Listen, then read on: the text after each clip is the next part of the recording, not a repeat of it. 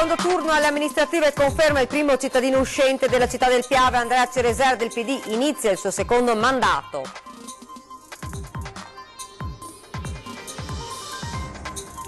Pesantissimo il clima in casa degli sconfitti, dove lo scambio di accuse tra Lega e Forza Italia non è mai stato così violento. Pilla impreparata, attacca Oliviero Leo e le replica un uomo senza onore.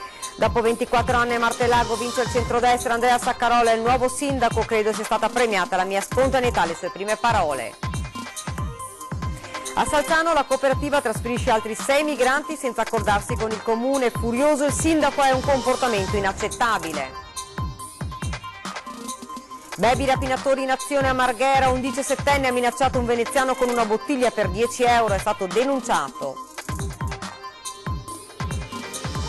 A 2 mesi dal referendum sulla separazione indetto dal governatore Zaia, sulla consultazione continua a prendere l'incognita dei ricorsi e dai comitati arriva un nuovo appello al governo.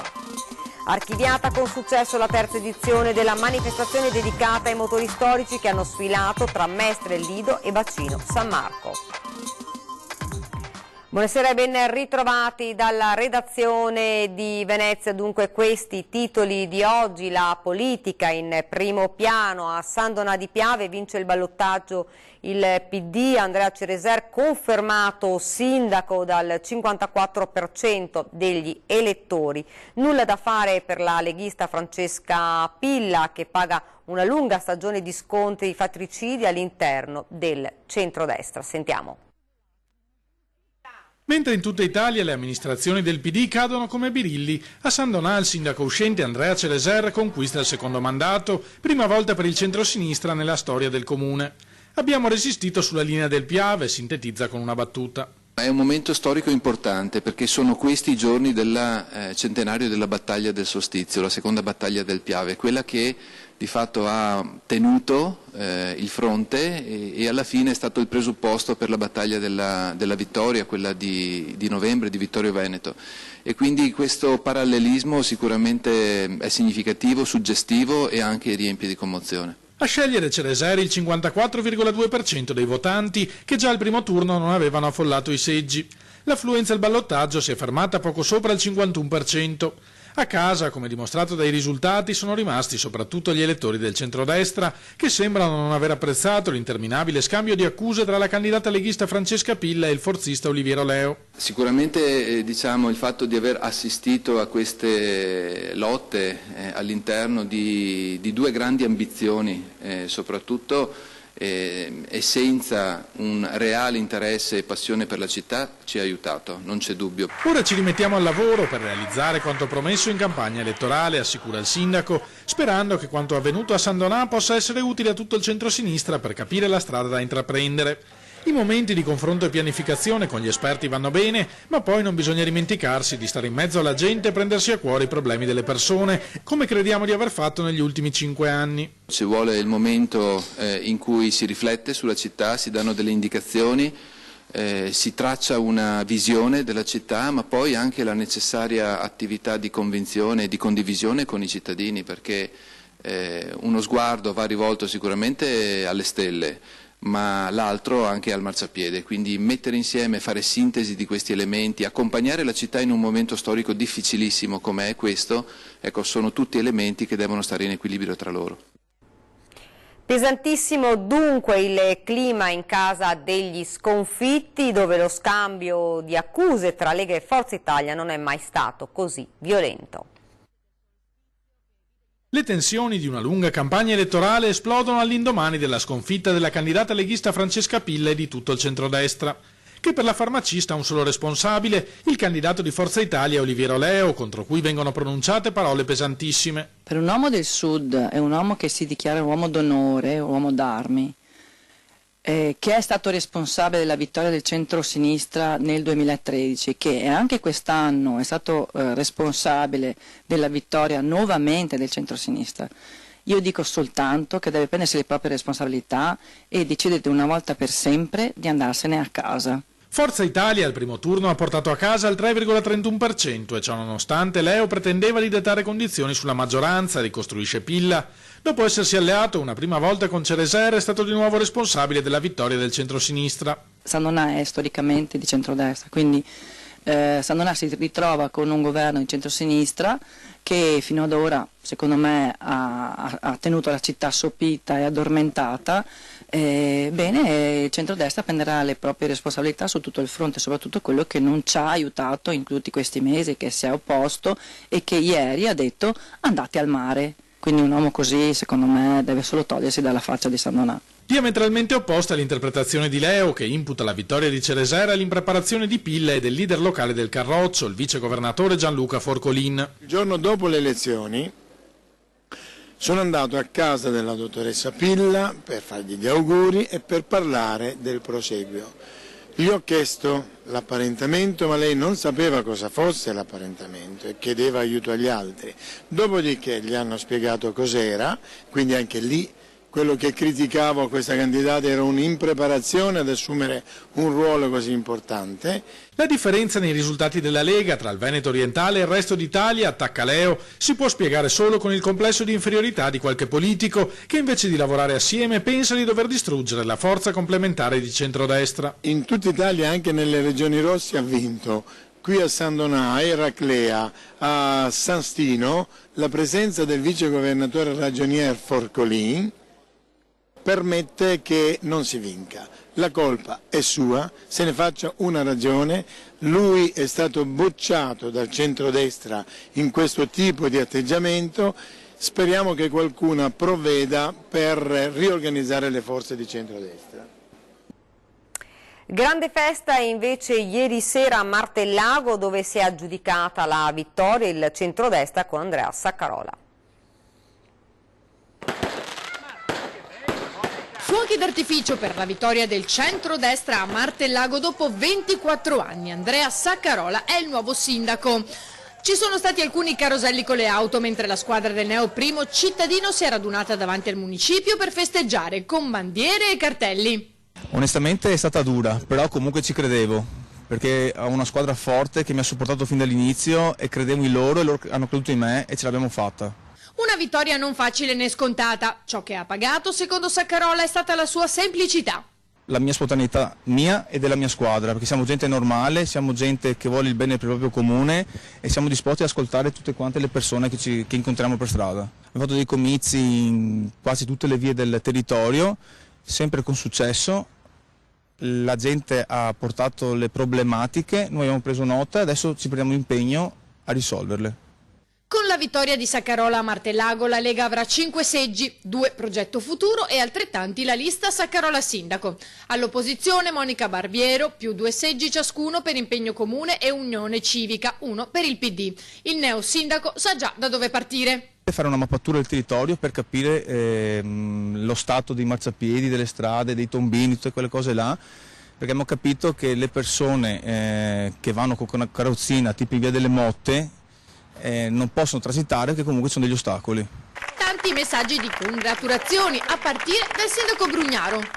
Brugnaro mi ha fatto i complimenti e io gli ho detto adesso dobbiamo lavorare insieme, gli ho detto hai ragione, dobbiamo fare sinergia tra Martellago, Venezia e città metropolitana.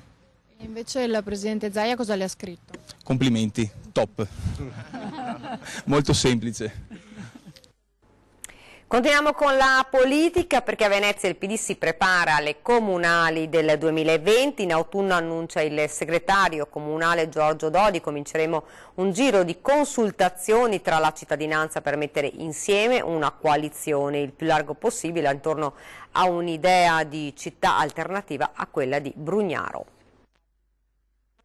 Il nostro progetto è quello di mettere in campo un'idea diversa di città. Io citavo Ada Colau, la sindaca di Barcellona, che dice se abbiamo la forza di progettare una città nuova saremo anche in grado di costruirla, ed è quello che vogliamo fare noi. Il PD veneziano guarda la Catalogna alla ricerca di modelli politici per la sfida delle comunali nel 2020. Non è troppo presto per cominciare a costruire un'alternativa all'amministrazione del sindaco Luigi Brugnaro, sostiene il segretario comunale democratico Giorgio Dodi, che annuncia per settembre un primo giro di consultazioni tra la cittadinanza.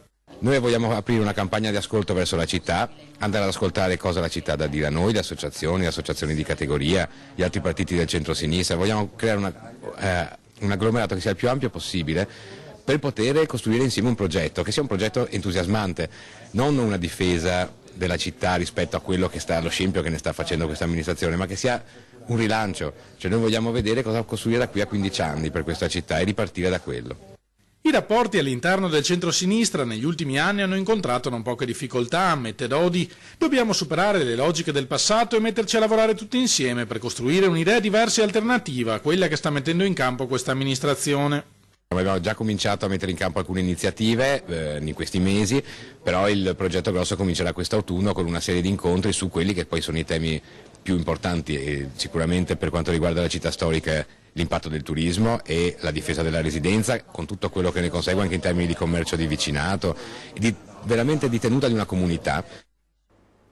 Ed ora andiamo invece a Salzano, dove è scontro tra il comune e la cooperativa che si occupa della gestione dei migranti. Sentiamo perché.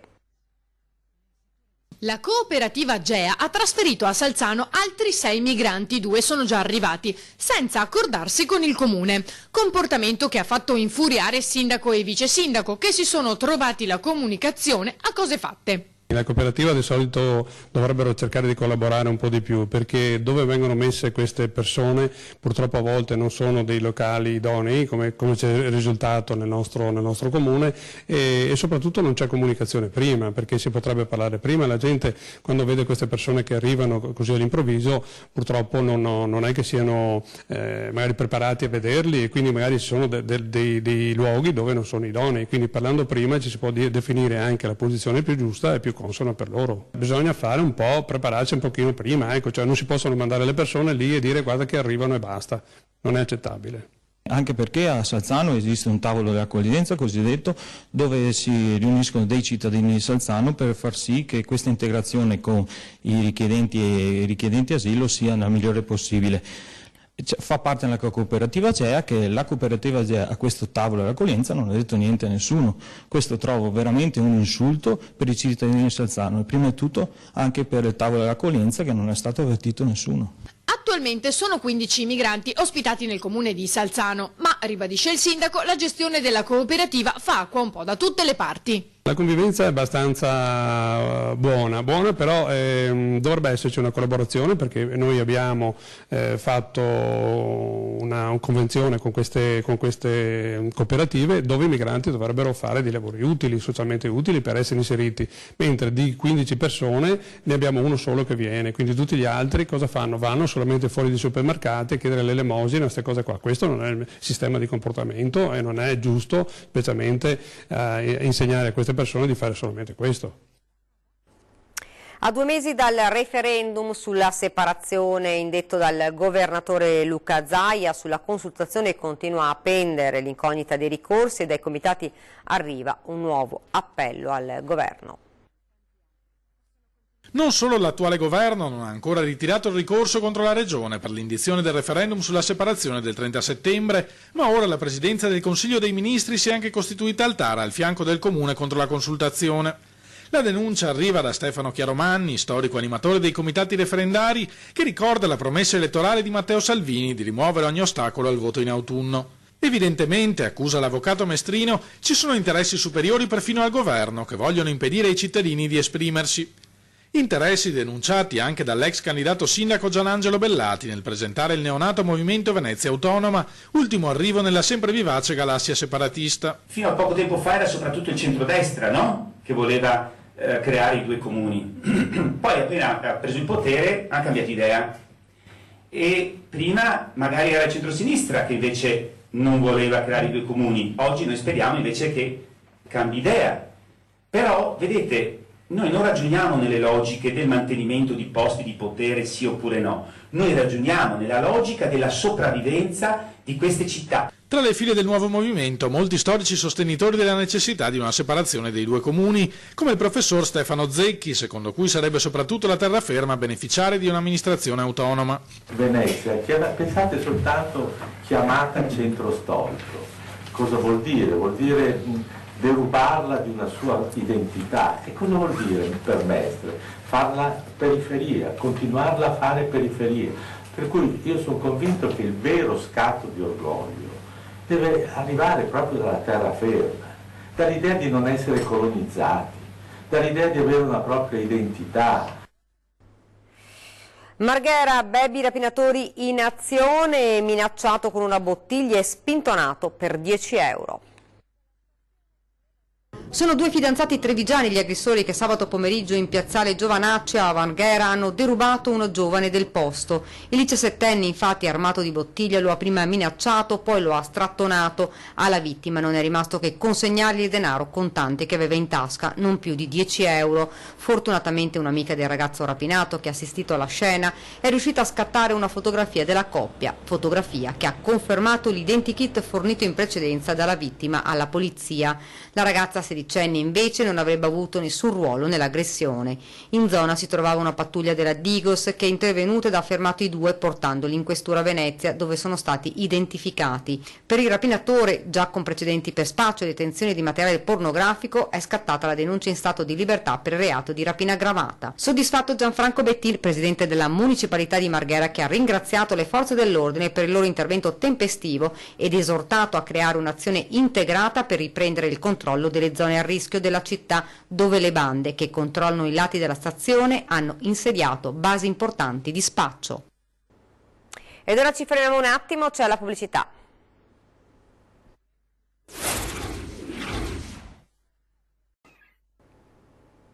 Rieccoci nuovamente in studio con l'edizione veneziana dei nostri notiziari nell'anniversario dei 244 anni della Guardia di Finanza. Diffusi i dati dell'attività, numeri importanti sulla lotta all'evasione e le frodi fiscali. 1087 evasori stanati, frodi ai danni dello Stato per oltre 215 milioni di euro e gli appalti truccati che hanno toccato quota 80 milioni. Sul campo del contrasto dei traffici illeciti invece 173 i narcotrafficanti arrestati per un totale di 766 kg di sostanza sequestrata. Nel 244esimo anniversario del Corpo, la Guardia di Finanza ha colto l'occasione per diffondere i dati più importanti dell'attività nell'ultimo anno e mezzo, durante i festeggiamenti alla caserma Mocenigo alla Giudecca. Interventi sempre più mirati, quelli per contrastare le frodi fiscali. 5.771 in tutto tra verifiche e controlli avviati nei confronti delle persone e delle imprese considerate maggiormente a rischio evasione. In tutto sono stati 1.298 i reati fiscali denunciati in un anno e mezzo di attività. Il 64% di questi rappresentati da emissione di fatture false, dichiarazione fraudolenta, occultamento di documentazione contabile. In manette sono finite 17 persone. Non sono da meno i numeri della lotta alla corruzione. 200 denunce per reati in materia di appalti e altri delitti contro la pubblica amministrazione. Il 15% di queste persone sono state arrestate. Anche la contraffazione fa male al paese perché danneggia il Made in Italy. Rientrano negli oltre 15,2 milioni di articoli sequestrati dalle Fiamme Gialle nell'ultimo anno e mezzo, quelli propriamente contraffatti o con falsa indicazione, quelli non sicuri e i prodotti alimentari con marchi industriali falsificati o indicazioni non veritiere circa l'origine e la qualità. È a rischio nel Veneto la regolare ripresa delle lezioni nella scuola primaria, i dati parlano chiaro, primissimi all'estromissione ben 2100 insegnanti in possesso di solo diploma magistrale e altri 650 prossimi al pensionamento, oltre al dramma sociale delle persone che stanno perdendo il posto, anche il vuoto di organico che le graduatorie non sono in grado di coprire. Fra tutte le regioni italiane il Veneto è proprio quella messa peggio. A lanciare l'appello alla politica e alle istituzioni regionali, la FLG CGL, i tempi, dice, sono strettissimi. A parlare proprio Marta Viotto, segretario generale del sindacato Veneto. La situazione del Veneto, dice, relativamente alla vicenda per i diplomati magistrali è particolarmente grave, si sta mettendo a rischio il regolare avvio del prossimo anno scolastico. Stiamo parlando di 890 insegnanti di scuola primaria e dell'infanzia immessi in ruolo con riserva e di altri 1200 incaricati che hanno lavorato quest'anno con contratti annuali a tempo determinato che potrebbero essere esclusi dalle graduatorie per le future nomine della scuola primaria. Si è conclusa con successo la terza edizione di Story Car a Venezia, la manifestazione itinerante dedicata ai motori storici. Da Mestre al Lido fino a Bacino San Marco. Anche quest'anno le più belle auto storiche hanno sfilato in città per la terza edizione di Historic Car. Automobili che hanno fatto la storia dalla metà degli anni 30 ai primi anni 90. È importante che queste immagini di Venezia con queste auto bellissime possano circolare e soprattutto quello di poter coniugare una location unica al mondo.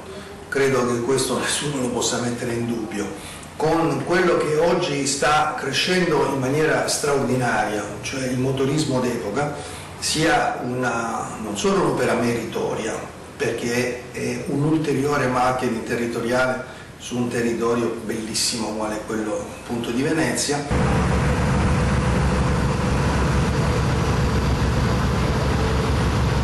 Dalla Lancia Stura Cabriolet, stabilimenti Farina del 34 alla Porsche 911S degli anni 60, fino all'Aston Martin DB4 divenuta famosa con il modello successivo per essere stata l'auto dell'agente 007 in missione Goldfinger.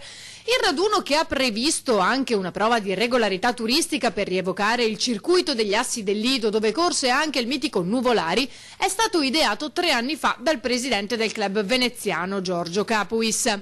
Quando siamo partiti, ha spiegato, pochi avrebbero scommesso che saremmo riusciti a realizzare un grande evento di automobilismo storico in una città d'acqua come è Venezia.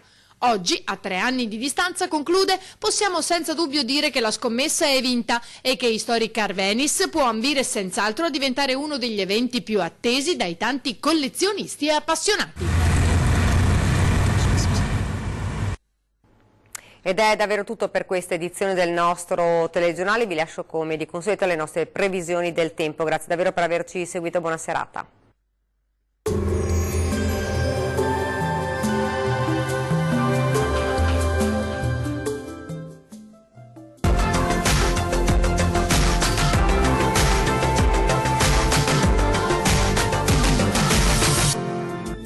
Ben ritrovati al meteo. Condizioni di bel tempo sulle nostre regioni, ma vediamo il dettaglio di martedì 26 giugno. Sul Veneto tanto sole, il cielo si presenterà del tutto sereno su tutti i settori, specie al mattino. Dal pomeriggio possibili locali addensamenti sulle aree montuose, ma senza ulteriori conseguenze. Non sono infatti attese precipitazioni. Temperature minime tra 11 e 16 gradi. Valori massimi compresi invece tra 23 e 27 gradi circa. Non cambia di molto la previsione sul Friuli Venezia Giulia. Sulla nostra regione infatti sarà una bella giornata di sole. Su tutti i settori il cielo si presenterà sereno nella prima parte della giornata, al più con poche nubi sparse dal pomeriggio. Le temperature minime saranno comprese tra 12 e 14 gradi. Le massime invece oscilleranno tra 25 e 27 gradi circa. Uno sguardo infine al Trentino Alto Adige, dove sarà in prevalenza soleggiato con cielo sereno sui settori meridionali, qualche addensamento in più invece sulle aree montuose di confine, ma che non daranno luogo a precipitazioni. Le temperature minime saranno comprese tra 9 e 11 gradi. Le massime oscilleranno invece tra 25 e 29 gradi circa. Dal meteo di Antenna 3 per ora è tutto. Arrivederci al prossimo aggiornamento.